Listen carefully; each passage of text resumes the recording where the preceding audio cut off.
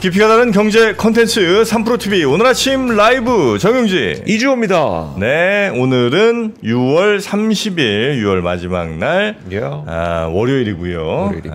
트럼프 이럴 줄 알았습니다.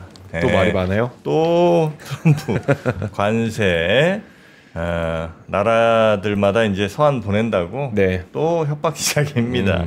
이거 정말 날짜가 다가오니까 진짜 이런 일이 생기네요. 네. 진짜 할까? 진짜 서한 보낼까?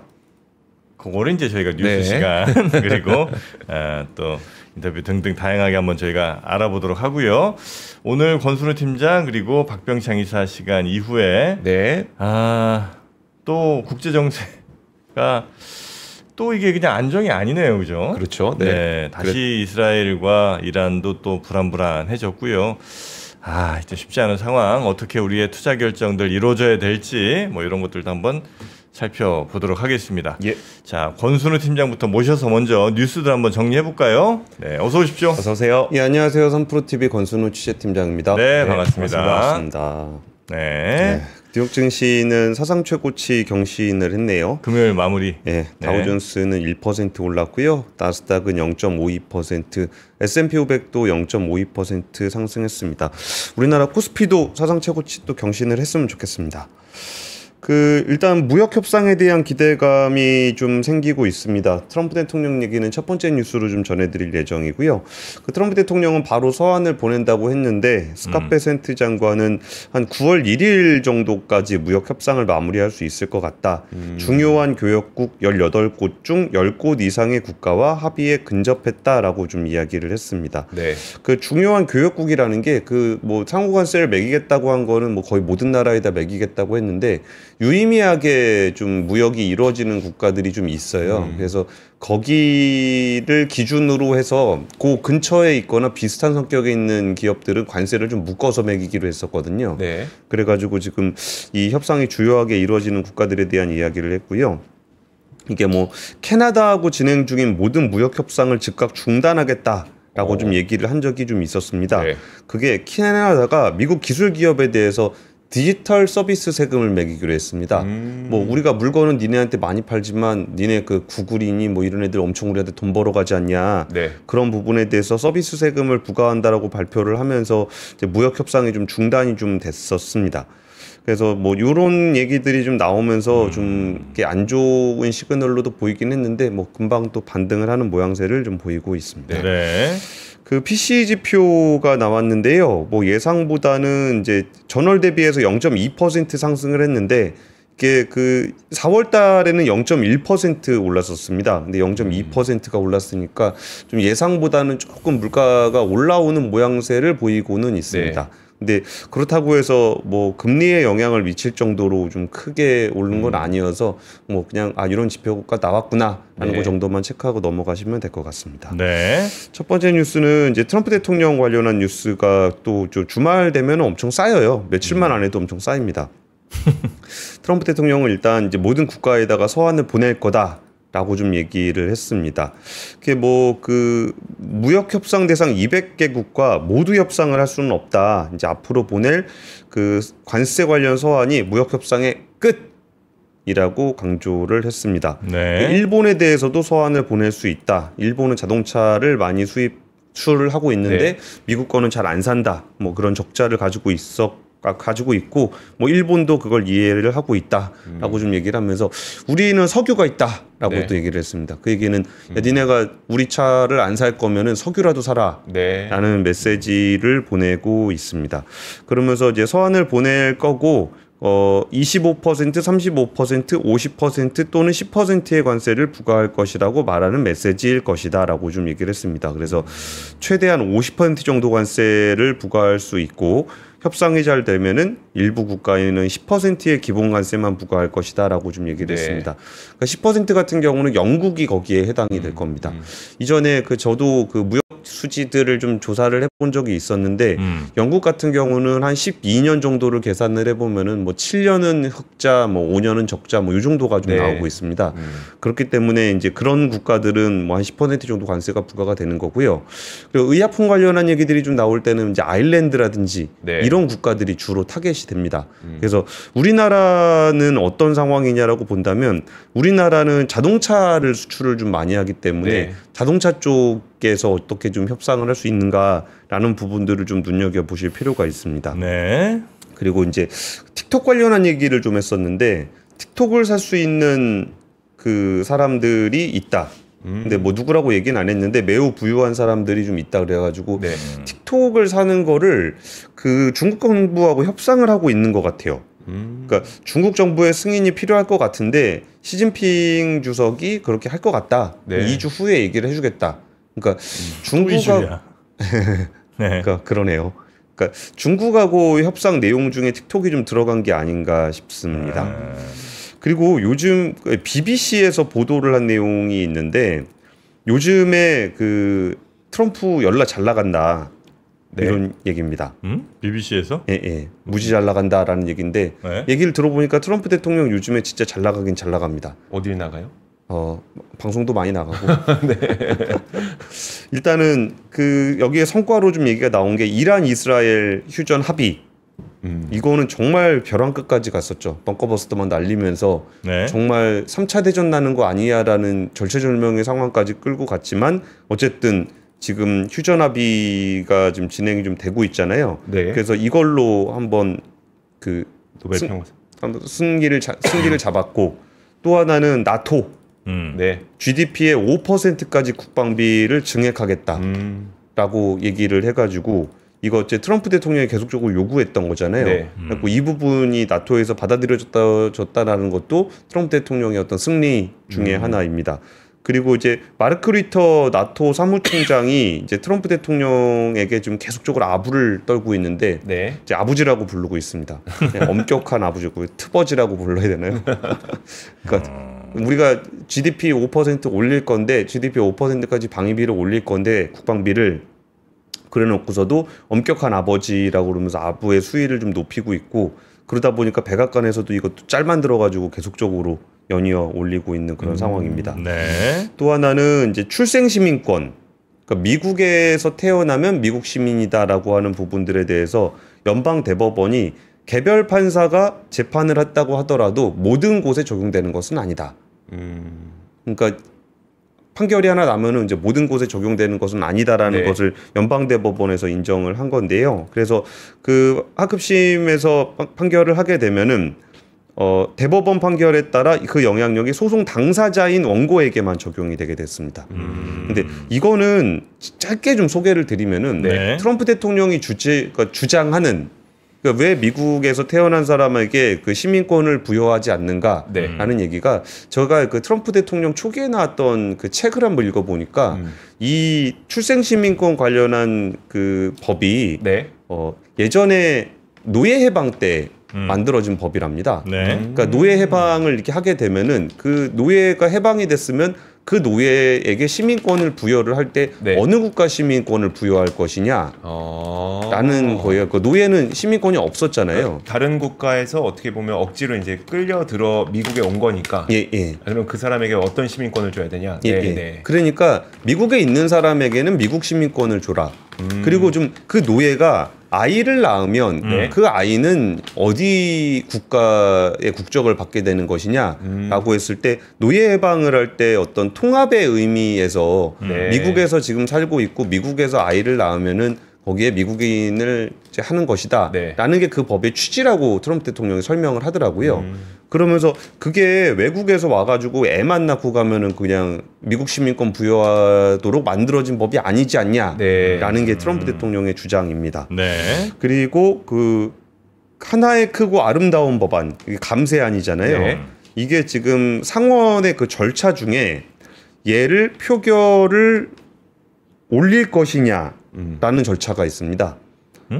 이 법안을 상원 표결에 올릴 것이냐 말 것이냐를 가지고 표결을 하는 거예요. 아, 왜? 그런 절차가 또 있어요? 예, 그런 절차가 있다고 해요. 어. 근데 여기가 지금 공화당이 53석이거든요. 네. 근데 공화당 일부에서 반대를 하고 있다라 그래가지고 이게 법안 상정이 안 되는 거 아니냐라는 얘기가 좀 있었는데 법안을 상정할 것이냐라는 의견에 대해서 이탈표가 2표가 나와가지고 51대 49로 찬성표가 더 많았습니다. 네, 네. 그러니까 이거 이제 상원 아예 법안도 못 올라갈 것이다라는 얘기가 좀 있었지만 상원 표결에 이제 할 수 있는 그런 상황이 또 됐습니다.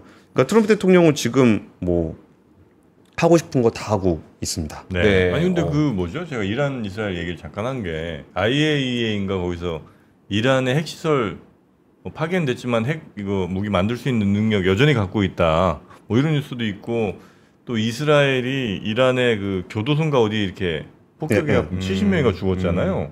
그래서 이거 제대로 종전되는 건가 하는 생각이 들더라고요. 그래서 이제 좀 불안했거든요. 그러니까 불안하신 게 아니라 불충하신 겁니다.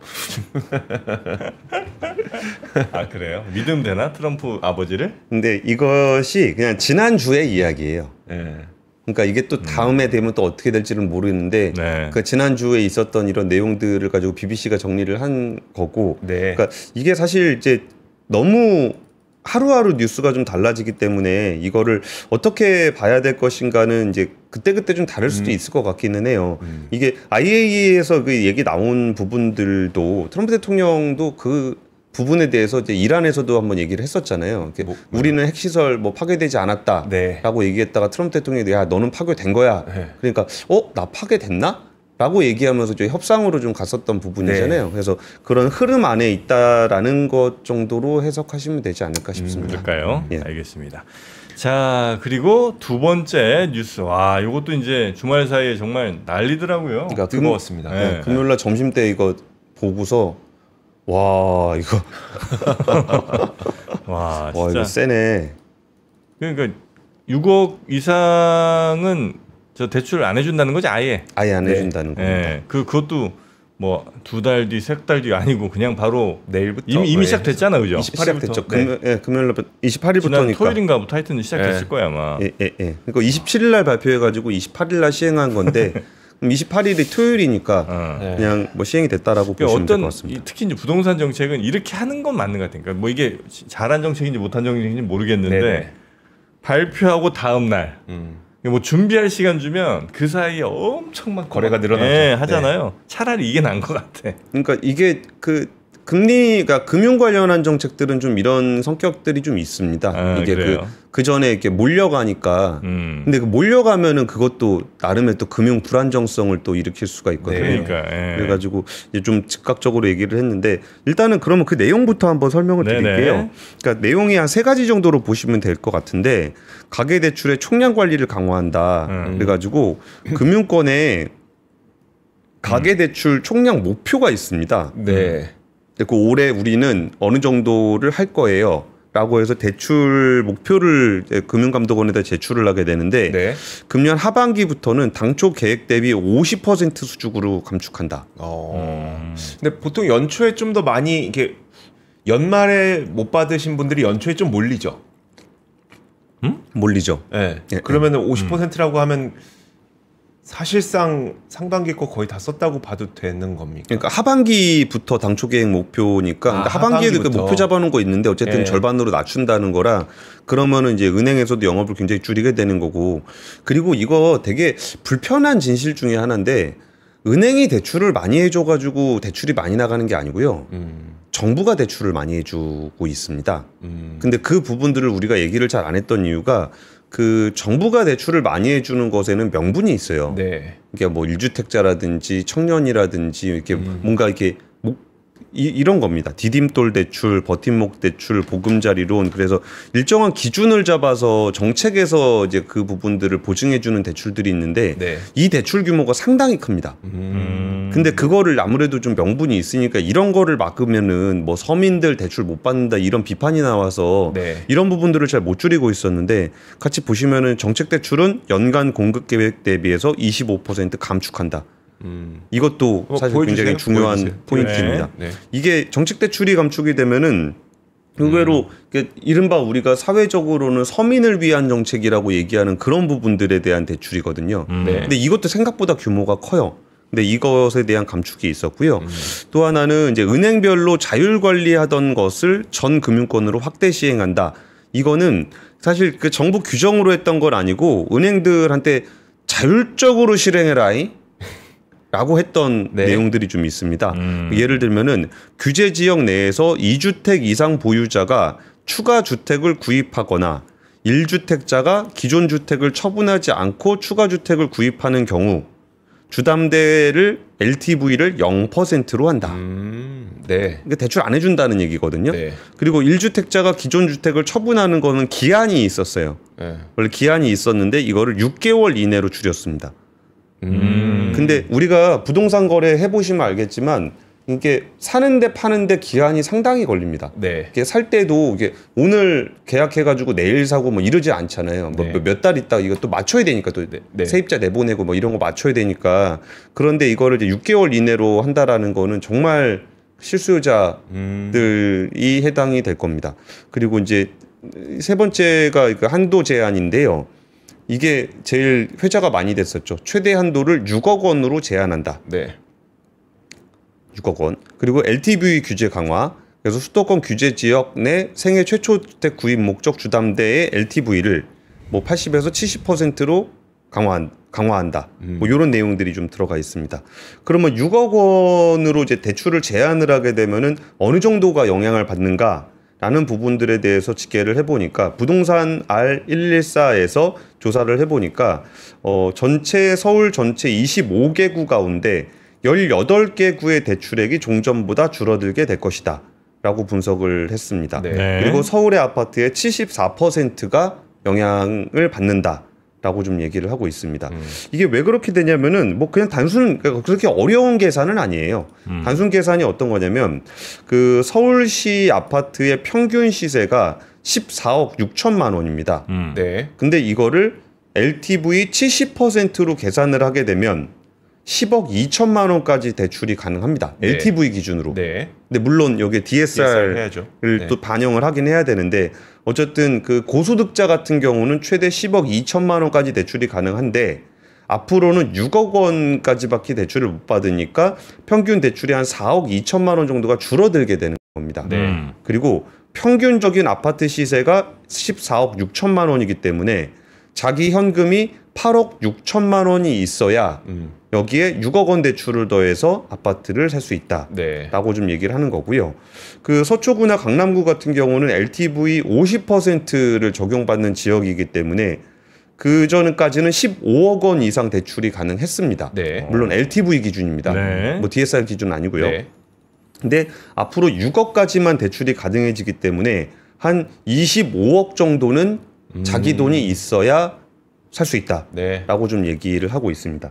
그래서 주말 사이에 제일 논란이 됐던 건 저 키워드였죠. 그 고소득 흑수저. 고소득 흑수저요? 예, 예.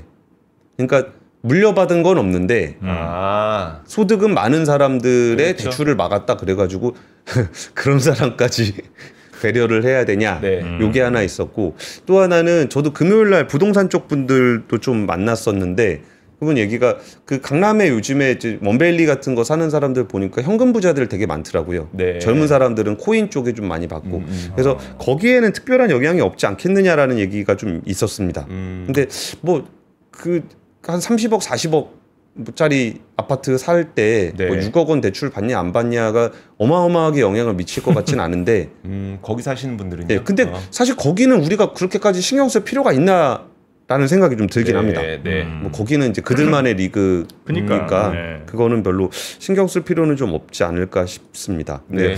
어쨌든 그 항상 뭐 하는 얘기지만 좀 뻔한 얘기기도 하고 이게 금융 정책은 단기적인 수요를 잡아주는 효과가 있습니다. 네. 근데 결국은 이제 그 실질적인 부동산 가격의 안정 그리고 주거 안정을 하려 그러면은 이제 공급이 많이 이루어져야 되는 측면이 있고 그리고 우리가 안절부절하면서 집을 사지 않도록 하는 주거 정책이 굉장히 중요합니다. 그러니까 진짜 내가 뭐 저거 뭐 빨리 따라가지 않으면은 나는 영원히 그 불안정한 주거에 살아야 돼. 네. 뭐 이런 것들에 우리나라 헌법에 나와 있는 얘기거든요. 주거 정책의 기본적인 취지는 주거 안정과 네. 관련한 부분들, 뭐 그런 부분들의 공급 정책이 좀 따라와 줘야 될 것 같습니다. 네.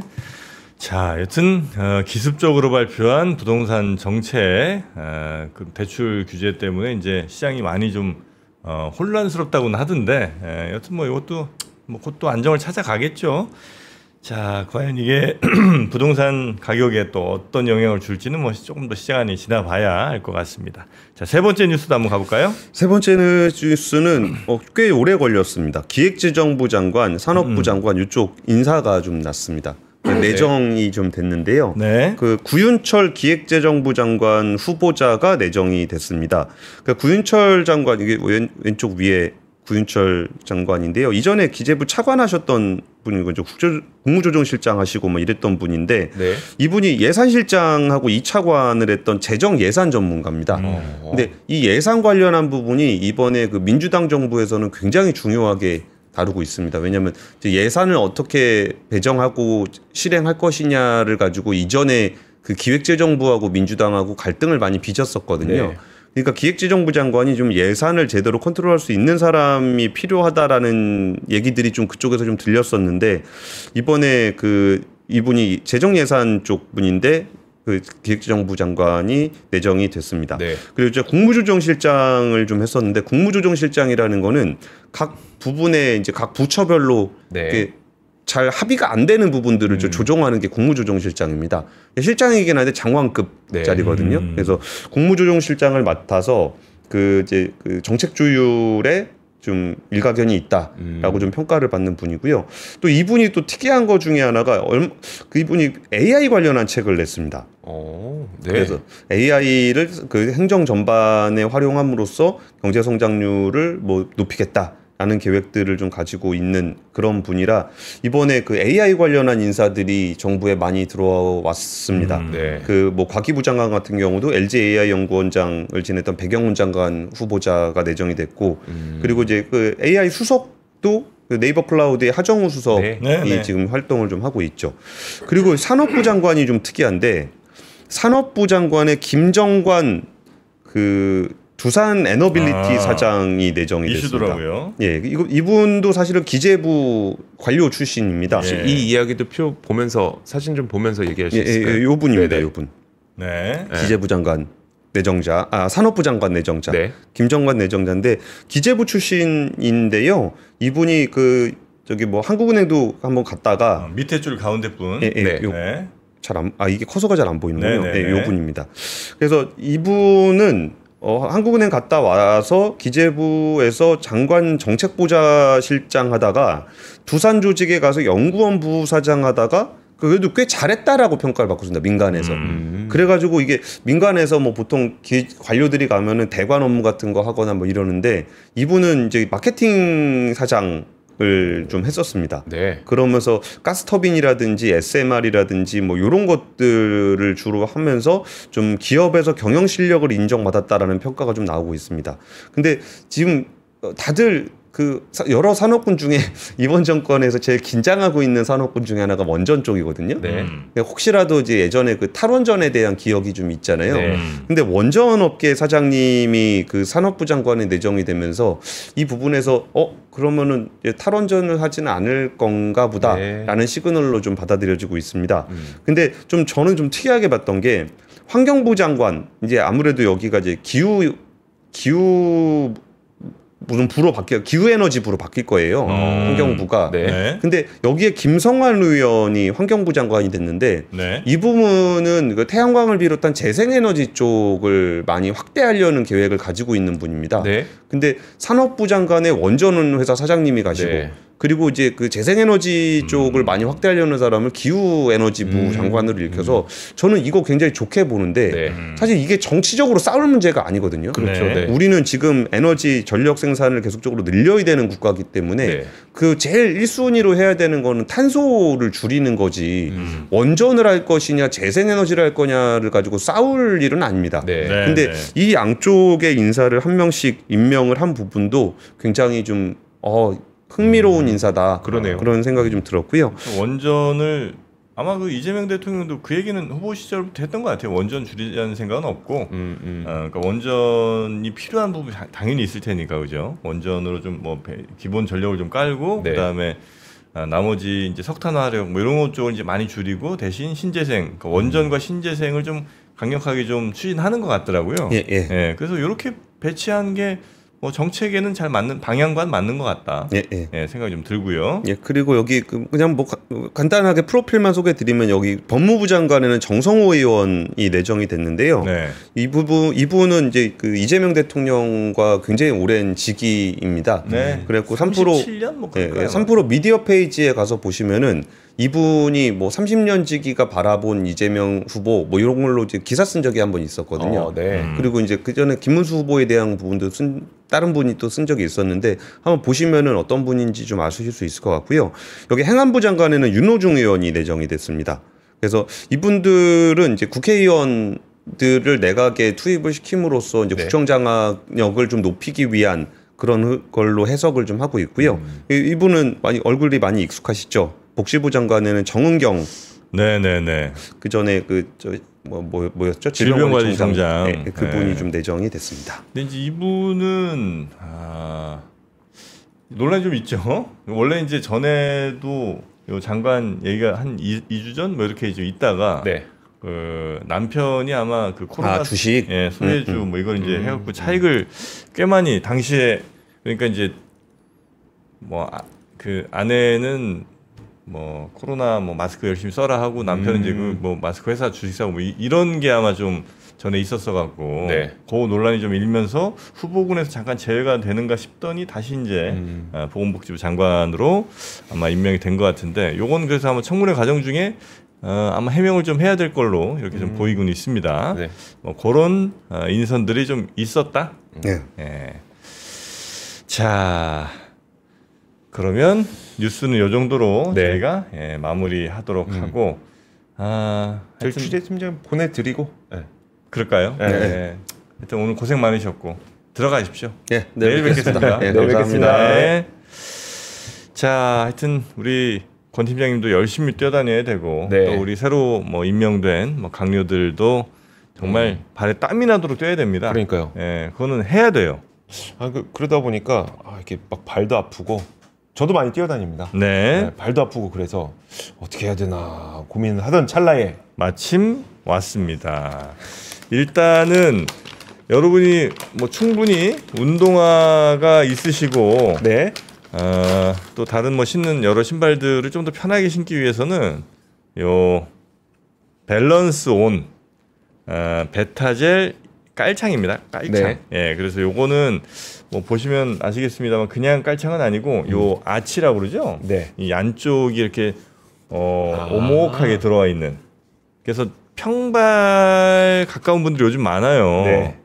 저도 약간 평발기가 그래요? 좀 있어요. 음. 그래서 오래 걸으면 피곤하잖아요. 네. 근데 이렇게 이제 발 아치 쪽을 이렇게 지지해주는 그런 베타젤 인솔 깔창이 되겠고. 아치가 진짜 단단하네요. 네, 단단. 네, 요거 이제 네. 아마 신어보신 분들은 좀 아실 텐데 요 비슷한 제품도 좀 있어요. 네. 예, 근데 그 꽤 비싼 것도 좀 있고 뭐 좀 저렴한 것도 있긴 합니다만 여튼 요거는 베타젤. 여기 이제 통기성도 굉장히 좋고 발 모양이 아주 최적화된 그런 깔창이 되겠습니다. 네. 뭐 아주 싼 건 아니죠. 깔창 2개에 39,000원이니까 뭐야 뭐 깔창이 39,000원씩에 이렇게 생각하실 수도 있는데 네. 요거 이제 신어 보시면 지금까지 신었던 신발에 요 깔창 하나 깔았다고 완전히 또 네. 달라지거든요. 네. 그러니까 여러분의 신발의 가치를 올려드리는 아. 그런 깔창이다 이렇게 생각하시면 되겠습니다. 근데 거기 초록색은 뭐예요? 여기 초록색 이렇게 예쁘게 달려 있는데 이거 모양입니까? 그냥 문양? 초록색, 네. 요게 이제 베타젤이지. 베타젤? 예. 그거 저희가 엉덩이 깔고 앉은 그거 아니에요? 그거랑 이제 같은 원리입니다. 육각형. 네. 네. 그래갖고 요게 이제 쿠션감과 그리고 원형을 잘 유지할 수 있는 그리고 뭐 잘은 안 보이시겠습니다만 여기 이제 구멍이 이렇게 뽕뽕뽕뽕 뚫려 있습니다. 네. 그래서 통기성이 좋아서 발에 또 이렇게 땀 많이 차는 분들 이런 분들한테도 아주 효과적인 그런 발이 300mm면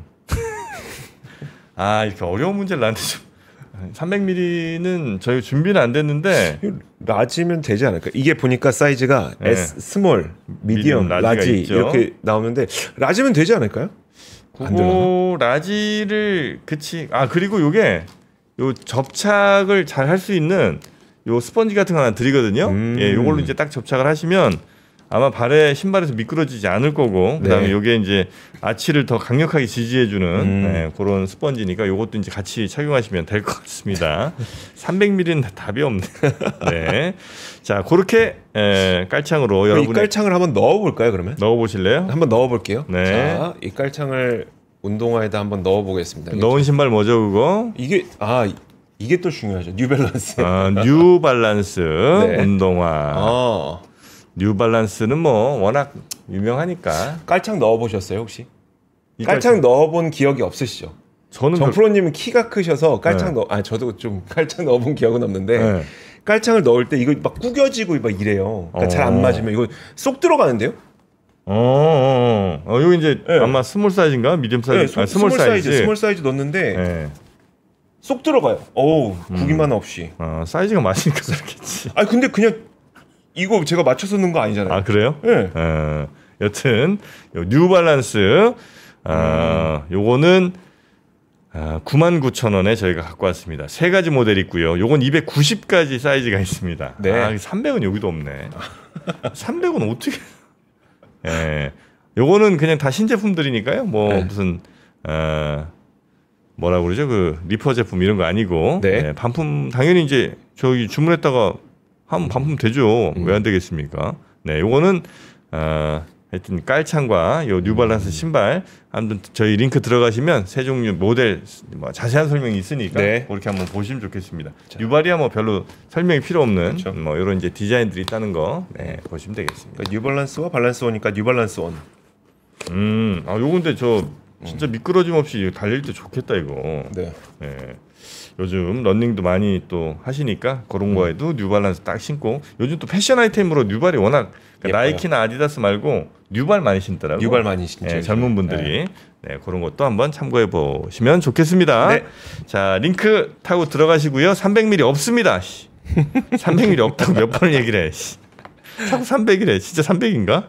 여튼 이렇게 한번 참고하시면 되겠습니다. 네. 자 그러면 저희는 박병창 이사님 모시러 떠나겠습니다.